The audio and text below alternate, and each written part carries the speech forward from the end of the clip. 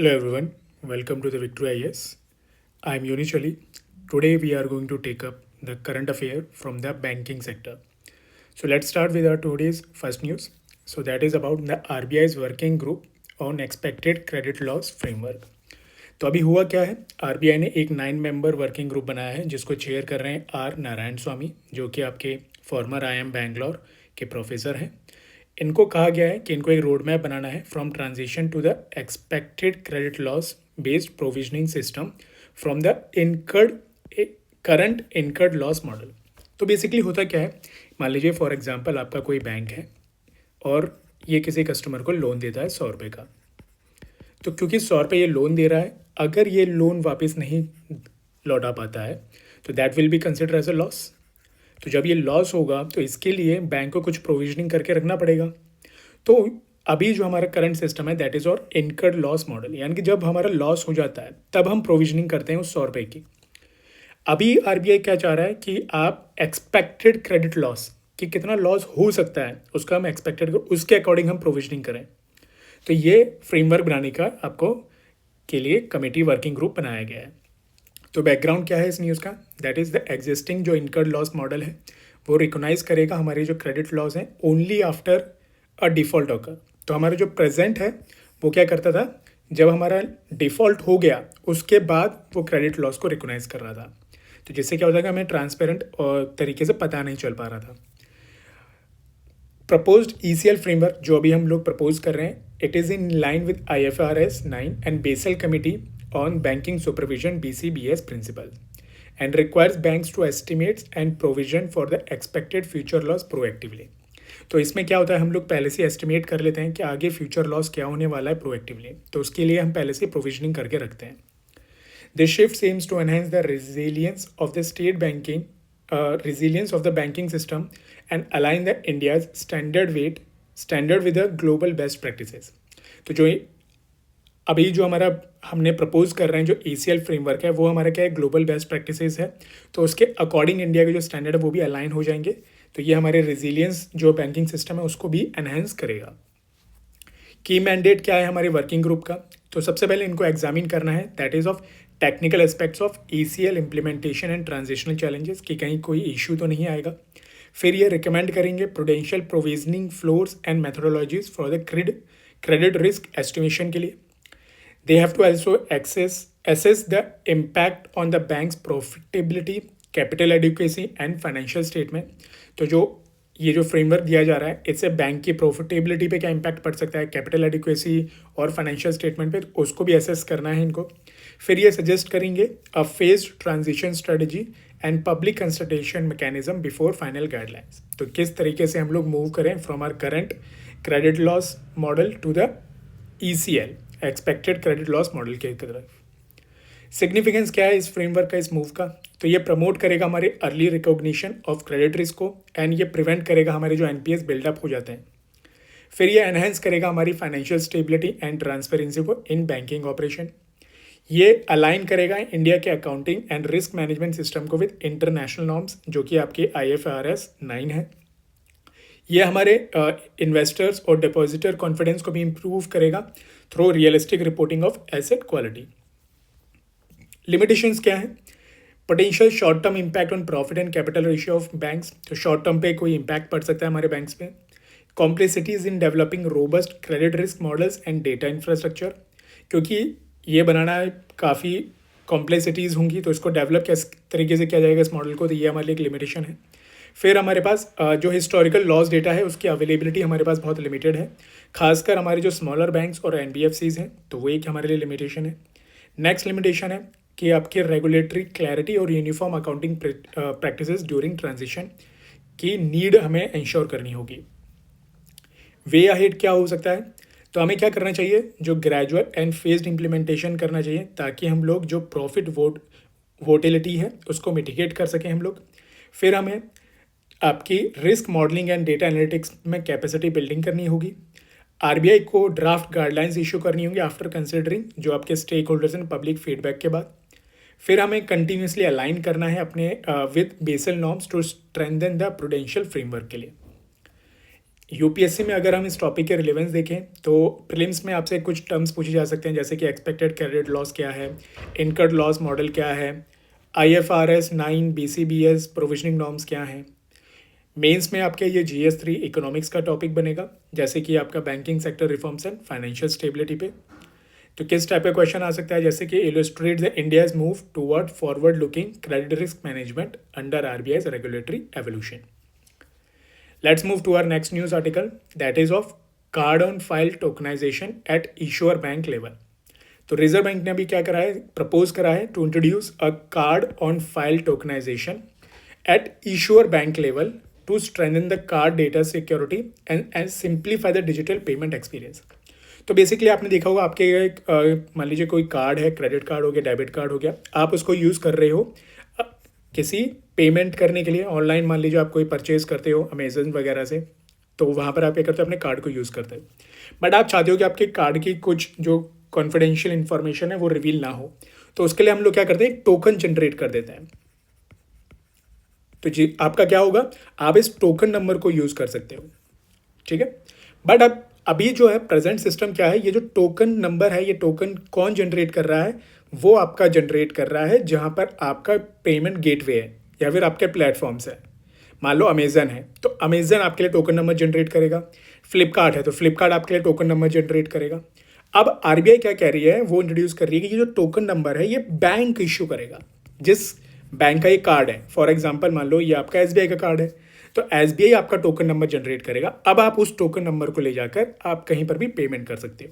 तो यानी कि ये जो आपका टोकन नंबर है, इससे आपकी कार्ड की डिटेल्स आपने क्या कर लिया, इसको प्रोटेक्ट कर लिया। ये अब रिवील नहीं हो रही है पब्लिक डोमेन में। आप इस टोकन नंबर से आप अपना पेमेंट वगैरह कर सकते हो।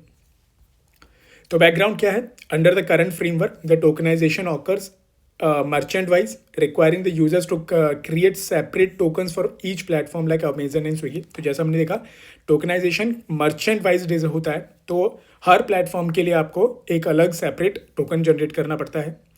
This is a cumbersome and increase exposure to the data security risk in case of merchant data breaches. तो यानी मर्चेंट डेटा का अगर ब्रीच हो जाता है तो इससे आपके डेटा सिक्योरिटी रिस्क बढ़ जाता है। तो व्हाट इज टोकनाइजेशन क्या है, tokenization replaces a card's 16-digit number with a unique token that masks the actual card details। तो आपकी जो एक्चुअल कार्ड डिटेल्स है वो आपकी छुपा दी जाती हैं और उसके बदले आपको एक यूनिक टोकन नंबर दे दिया जाता है। Each token is specific to a user, card and merchant, thereby preventing the misuse even if the platform is compromised. तो यानी कि बहुत स्पेसिफिक होता है यूजर के लिए, कार्ड के लिए और मर्चेंट के लिए। की फीचर्स क्या होने वाले हैं जो COFT जो हम इंट्रोड्यूस कर रहे हैं, तो इसमें क्या होगा, इशूअर लेवल टोकन्स क्रिएट किए जाएंगे directly by the card issuing banks, not individual merchant.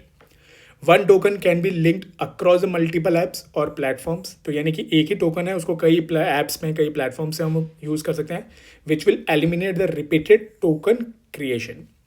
Next, the users retain the control over the managing, pausing and deleting the tokens through their bank's interface। तो यानी users के पास control रहेगा कि वो अपने वो जो टोकन है उसको कंट्रोल मैनेज कैसे करेगा। उसको अगर पॉज करना है तो वो पॉज कर सकता है, अगर उसको डिलीट करना है तो वो डिलीट भी करवा सकता है। एडवांटेजेस हमें क्या मिलेंगी इसमें, तो ये हमारी साइबर सिक्योरिटी को उसको एनहांस करेगा by minimizing the merchant level storage of the card data. ये सिंप्लीफाई करेगा हमारे यूजर एक्सपीरियंस को and reduce the digital transaction friction को। डिक्रीज करेगा the risk of card data frauds and phishing related leaks को। Support करेगा ये RBI's vision for the secure digital payment ecosystem को। बट इसमें भी कुछ लिमिटेशंस आएंगी। सबसे पहला, टेक्नोलॉजिकल इंटीग्रेशन रिक्वायर करेगा ये between banks and payment aggregators के बीच में होना चाहिए। फिर पॉसिबल इनिशियल यूज़र कन्फ्यूजन हो सकता है कि भाई इनिशियली यूजर्स कन्फ्यूज हो जाएं during transition from the merchant based to the issuer based tokens में। And the next one is the needs standardization across banks for the interoperability। Way ahead क्या रख सकते हैं हम लोग, तो RBI to release the detail implementation guideline post consultation with the banks and fintechs. तो RBI को आपके डिटेल गाइडलाइंस निकालनी चाहिए। Public awareness campaign for the user familiarity and adoption. तो यानी कि पब्लिक अवेयरनेस हमें कैंपेन्स हमें शुरू करवाने चाहिए। फिर हमें जो हमारी साइबर सिक्योरिटी ऑडिट्स हैं और डेटा प्रोटेक्शन फ्रेमवर्क है उसको हमें स्ट्रेंथन करना होगा अंडर COFT सिस्टम के। यूपीएससी रिलेवेंस अगर हम देखें तो प्रीलिम्स में क्या आपका पूछा जा सकता है, जैसे टर्म्स हो गया, टोकनाइजेशन का मतलब क्या है, कार्ड ऑन फाइल क्या होता है, COFT, RBI digital payment security framework के बारे में आपसे पूछा जा सकता है। मेंस में GS3 इकोनॉमिक्स का ये पार्ट बन सकता है। जैसे टॉपिक आएगा security in digital payments, cyber security measures by RBI। तो क्वेश्चन किस टाइप से आ सकता है, एक सैम्पल क्वेश्चन है, that is illustrates the RBI's moves towards secure, user centric and interoperable digital financial infrastructure. तो वहाँ पर आप ये बता सकते हो कि गवर्नमेंट RBI ने COFT को इंट्रोड्यूस करा है। तो नेक्स्ट न्यूज़ आर्टिकल है हमारी, parliamentary committee recommendation no handcuffs for the economic offenders. तो बेसिकली हुआ क्या है कि आपके जो पार्लियामेंट्री कमेटीज़ हैं उन्होंने रिकमेंड करा है कि अगर कोई इकोनॉमिक ऑफेंडर्स है उनको हैंडकफ नहीं करवाया जाएगा। तो जैसे आपने देखा होगा मूवीज़ में कि भाई आपके हाथों में हैंडकफ कर दिया जाता है। तो पार्लियामेंट्री कमेटी ने आपका ये रिव्यू करा है हमारा भारतीय नागरिक सुरक्षा संहिता, और उन्हें रिकमेंड करा है कि जो इकोनॉमिक ऑफेंसेज होता है from the list of crimes where handcuffs may be used, distinguishing them from the heinous crime like rape and murder. तो बेसिकली जो हैंडकफिंग होती है वो यूज़ की जाती हैं जो हीनियस क्राइम जैसे रेप हो गया, मर्डर हो गया, वहाँ पर। तो कहा गया है कि जो इकोनॉमिक ऑफेंसेज हैं वो उस ग्रेविटी के नहीं है, तो वहाँ पर इनको रिमूव किया जा सकता है। तो क्या की रिकमेंडेशन दी गई है पार्लियामेंट्री कमेटी द्वारा? तो first of all restricting the use of handcuff. तो जो हैंडकफ्स हैं वो सिर्फ हीनियस क्राइम्स के लिए यूज़ किए जाएंगे, और बेसिकली ये यूज़ इसलिए किया जाता है कि टू एंश्योर कि जो आपका जिसको आपने पकड़ा है, ठीक है, वो भाग ना जाए। To prevent the escape and ensure the officer safety, इसके लिए यूज़ किया जाता है। इकोनॉमिक ऑफेंसेज जैसे कि ranging from minor violation to the serious fraud should not automatically warrant the handcuffing. Next recommendation है कि आपके जो इकोनॉमिक ऑफेंसेज हैं from the clause 43 subsection 3 of BNSS उसको डिलीट किया जाए। फिर एक और चीज़ इनमें कहा गया है that is regarding the police custody beyond first 15 days. तो जो आपका करंट BNS है जिसमें क्लॉज 187 सबसेक्शन 2 वहाँ पर लिमिट करता है पुलिस कस्टडी को to the 15 days post arrest. तो यानी कि पुलिस क्या है आपके 15 दिन तक ही आपको अरेस्ट कर सकती है। Committee warns of the potential misuse and they recommended the clear wordings in the clause 482, which said the accused may be required for the police custody beyond the first 15 days. तो अगर ऐसी ज़रूरत पड़ती है तो वो उनको मिल सकती है, बट उसके लिए आपको परमिशन लेनी होगी।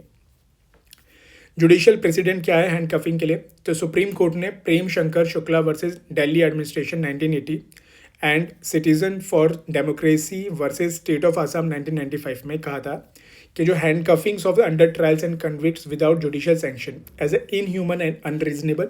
तो यानी कि अभी तक अगर कोई अंडर ट्रायल्स उसको अगर आप हैंडकफिंग कर रहे हो तो यह इनह्यूमन है एंड अनरीजनेबल है।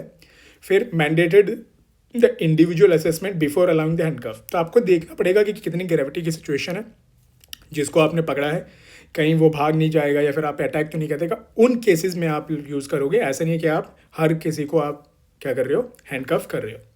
एडवांटेजेस क्या है इस मूव की? तो it will reinforce the human dignity and procedural fairness. ये प्रिवेंट करेगा हमारे stigmatisation of economic offender before conviction. तो अगर आप पहले से हैंडकफ कर लेते एक स्टिग्मा जुड़ जाता है तो उसको प्रोटेक्ट करने में ही हेल्प करेगा। Alliance with the supreme court directives and international human right norms. तो जैसे हमने देखा सुप्रीम कोर्ट ने भी इस चीज़ में क्या अपने व्यूज़ रखे हैं। लिमिटेशंस क्या हैं? To defining the heinous and economic offences uniformly remains a complex. क्योंकि हीनियस और इकोनॉमिक ऑफेंसेज को आप डिफाइन कैसे करोगे, क्योंकि कुछ इकोनॉमिक ऑफेंसेज भी हीनियस हो सकते हैं बहुत बड़ी लेवल के, है ना।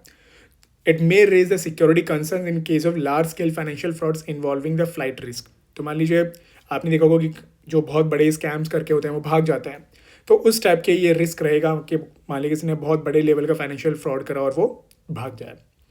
Implementation consistency across the police jurisdiction में वेरी। तो इसको पुलिस, जैसे हमने कहा पुलिस इज स्टेट सब्जेक्ट, तो हर स्टेट के अपने पुलिस लॉ एंड ऑर्डर उनके अंडर आता है, तो कंसिस्टेंसी मेंटेन करना इम्प्लीमेंटेशन में ये वेरी कर सकता है। वे अहेड क्या है कि हमें क्लियर SOPs बनाने होंगे फॉर द पुलिस डिस्क्रिशन और हैंडकफ यूज़। फिर training on human rights and arrest procedure हमें देनी होगी। जुडिशियल ओवरसाइट रखना होगा, but we have to balance the liberty and the law enforcement needs also. UPSC relevance अगर हम बात करें तो प्रीलिम्स में आपसे पूछा जा सकता है BNS और BSA जो आपके न्यू क्रिमिनल लॉ हैं, कोड्स हैं, उसके बारे में। फिर आपके सुप्रीम कोर्ट की रूलिंग्स ऑन हैंडकफ जैसे कि प्रेम शंकर शुक्ला केस। मेंस में ये GS पेपर 2 और पॉलिटी एंड गवर्नेंस में इस पर क्वेश्चन बन सकता है, जैसे कि आपका टॉपिक होगा criminal justice reforms, rights of accused और पुलिस रिफॉर्म्स में। For example, illustrate the tension between state power and individual rights in the new criminal justice framework. Let's move to our next news article that is about evergreening of the loans through AIF. ये क्या होते हैं आपके, यानी कि alternate investment funds. देखो evergreening of loan होता क्या है. मान लीजिए फॉर एग्जांपल ये आपकी बैंक है. बैंक ने क्या करा, एक आदमी को लेट से 100 रुपये का लोन दिया. ठीक है. अब इस आदमी के पास 100 रुपये देने के लिए आपके पास नहीं है, कैपेसिटी नहीं है. इसने कहा कि भाई मैंने बिजनेस में पैसा डाल दिया और वहाँ से अभी मुझे पैसा नहीं आया. अब इसने क्या करा कि लेट से बैंक ने फिर से एक इनडायरेक्टली इसको 100 रुपये और दे दिए ताकि ये अपना पुराना वाला लोन चुका सके. ठीक है. तो इससे क्या होगा, बैंक बेसिकली अगर अपनी बैलेंस शीट को थोड़ा सुधारने की कोशिश कर रहा है बट इनडायरेक्टली वो इसको और एक नया लोन दे रहा है. तो ये तो आपका फंस गया ना. तो इसको एवरग्रीनिंग कहा जा रहा है कि आपका जो लोन है वो एवरग्रीन हो जा रहा है. तो रिजर्व बैंक ने क्या करा है, the tighten the regulation for the regulated entities including banks and NBFCs to curb the evergreening of the loans via alternative investment funds. तो बेसिकली क्या था कि वो डायरेक्टली तो 100 रुपये नहीं दे रहे, वो डिफरेंट तरीके से. मान लीजिए इसने कहा कि भाई मुझे 100 रुपये का लोन देना है बट मेरी कंपनी में अभी वो मैंने लोन तो लिया, मुझे चुकाना है. तो बैंक क्या करेगा, अभी इसको लोन ना देकर मान लो इसके शेयर्स या फिर इन्वेस्टमेंट्स इसमें इन्वेस्ट कर देगा. अभी ये 100 रुपये ले जाकर यहाँ पर दे देगा. ठीक है, रिटर्न कर देगा बट 100 रुपये फिर से बैंक के चले गए ना. तो ऑल्टरनेटिव इन्वेस्टमेंट फंड्स जो मैकेनिज्म होता है, जैसे आपने देखा होगा स्टार्टअप्स वगैरह में वेंचर कैपिटलिस्ट हो गए, तो ये सारी चीज़ें होती हैं. तो इस तरीके से आप इन्वेस्टमेंट करके आप एवरग्रीनिंग ऑफ लोन नहीं कर सकते हो. तो what is evergreening of loan. तो evergreening occurs when the lenders extend the fresh loan और indirect funding to the struggling borrowers to avoid the classifying the loan as an NPS. तो जैसे हमने देखा था कि वो अगर 100 रुपये नहीं लौटा पा रहा था, जो एनपीए नहीं होता, तो बैंक ने क्या करा, फ्रेश लोन दे दिया या फिर एक इनडायरेक्ट फंडिंग दे दी. It create the false impression of the assets quality and the delays recognition of the stress in the financial system. अब इससे क्या होता है कि एक फॉल्स इंप्रेशन होता है ना कि हमारी एसेट क्वालिटी सही है बट हमें पता है कि भाई आपका जो एनपीए बचा है वो इनडायरेक्टली आप ही का पैसा गया है ना. फिर this practice distort the credit discipline and undermine the banking transparency. तो ये एक इशू आता है. फिर की रेगुलेटरी मेजर्स क्या हैं. तो सबसे पहले प्रोहिबिट क्या है, आरई जो आपके रेगुलेटेड एंटिटीज हैं can not invest in AIF schemes that have a down stream investment in their own debtor companies. तो यानी कि आप किसी भी इस टाइप के एआईएफ स्कीम में इन्वेस्ट नहीं करोगे जिसका एक डाउन स्ट्रीम मतलब वो पैसा इनडायरेक्टली किया जा रहा है उन्हीं के किसी डेप्टर की कंपनी में जा रहा होगा. तो एग्जिट रिक्वायरमेंट यानी कि उनको निकलना होगा. If such exposure exist the R E must liquidate it's AIF investment with in 30 days. यानी 30 दिन के अंदर अंदर इनको अपना जो भी इन्वेस्टमेंट है उसको लिक्विडेट करके बाहर निकलना होगा. प्रोविजनिंग नॉर्म्स क्या है, failure to exit within the stipulated period requires 100% provisioning on the investment amount. तो आपको आपने का जो इन्वेस्टमेंट है उसका 100% आपको प्रोविजनिंग करके रखना पड़ेगा. ऑब्जेक्टिव क्या है, to prevent the conflict of interest and ensure the asset quality and transparency and maintain the financial system stability. What is the significance of this? So it will promote the true recognition of the stressed assets, strengthen the credit discipline and bank balance sheet integrity. फिर it will enhance the investors and depositor confidence in the banking system. क्योंकि देखो जितने ज़्यादा हमारी transparency होंगी banking system में उतना ही इन्वेस्टर्स और डिपोजिटर्स का कॉन्फिडेंस बढ़ेगा, तभी वो अपना पैसा वहाँ पर रखेंगे. It will align with the RBI's broader push for the prudential risk management. तो आरबीआई का जो ब्रॉडर पुश है कि आपके प्रूडेंशियल रिस्क मैनेजमेंट होनी चाहिए उसके भी यह अलाइन करता है. बट इसकी लिमिटेशंस क्या आती हैं, जैसे एआईएफ जो है that is structures are complex and layered and making the regulatory tracing difficult हो जाती है. It could limit the limited capital flow to the certain high risk to the stressed sectors. तो बेसिकली मान लीजिए आपका अगर आप जो सेक्टर्स हैं जहाँ पर ऑलरेडी एक हाई रिस्क एरियाज है तो वहाँ पर क्या होगा, फिर बैंक्स रिलेक्ट करेंगे अपना कैपिटल फ्लो करने में, तो वहाँ पर उनका नुकसान होगा. फिर आपके जो स्मॉलर एनबीएफसीज हैं वो फिर reduce flexibility in asset management में प्रॉब्लम फेस कर सकती हैं.